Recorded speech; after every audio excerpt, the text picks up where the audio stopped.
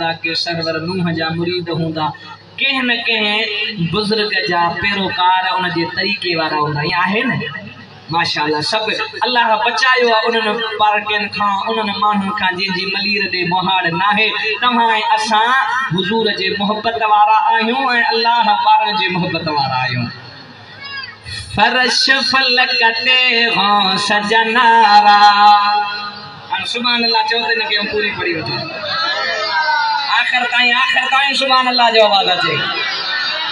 फर्श फलक ते हो सजनारा बरसर हलन तबहा उल हक फर्श फलक ते हो सजनारा फर्श फलक ते हो सजनारा फर्श फलक ते हो सजनारा बरसर हलन तबहा उल हक फर्श फलक ते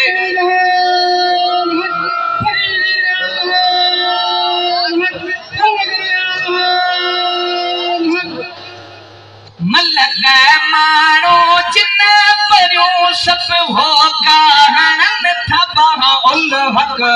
फर्श फलक ते हो सजनारा फर्श फलक ते हो सजनारा फर्श फलक ते हो सजनारा बरसर हलन थबहा उल हक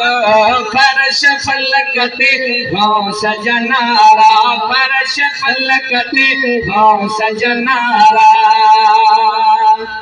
नजर नबी जो जहदे नूरी हामी हसरत आगे हुजूरी हामी हसरत आगे हुजूरी सदसा साह में दम न पूरी सदसा साह में दम न पूरी आधी अड़ियन बहाउल हक फर्श फलक ते हो सजनारा फर्श फलक ते हो सजनारा बरसर हलन तबहाउल हक फर्श फलक ते हो सजनारा फर्श फलक ते हो सजनारा बरसर हलन तबहाउल हक फर्श फलक ते हो सजनारा सुभान अल्लाह ये खाली असा सिंध वाला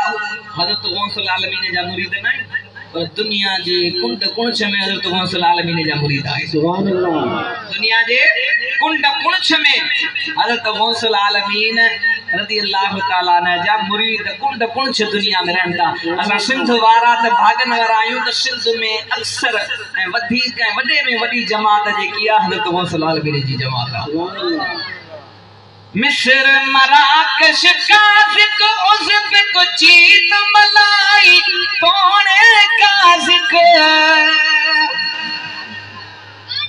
ये सब जेके मुल्क आहिनि इन्हनि में हज़रत गौसुल आलमीन जो फैज़ जारी आहे सुभान अल्लाह मिस्र मराकश काज़िक उज़्बेक चीन मलाई पौने उज़्बेक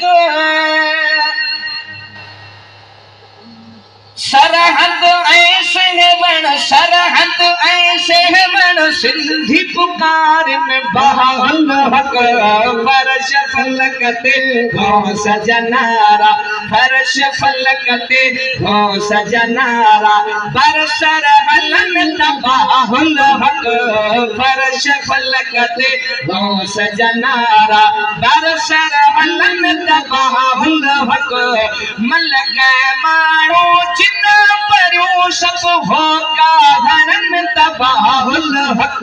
फर्श फलक ते हो सजनारा फर्श फलक ते हो सजनारा बरसर हलन तबहाउल हक फर्श फलक ते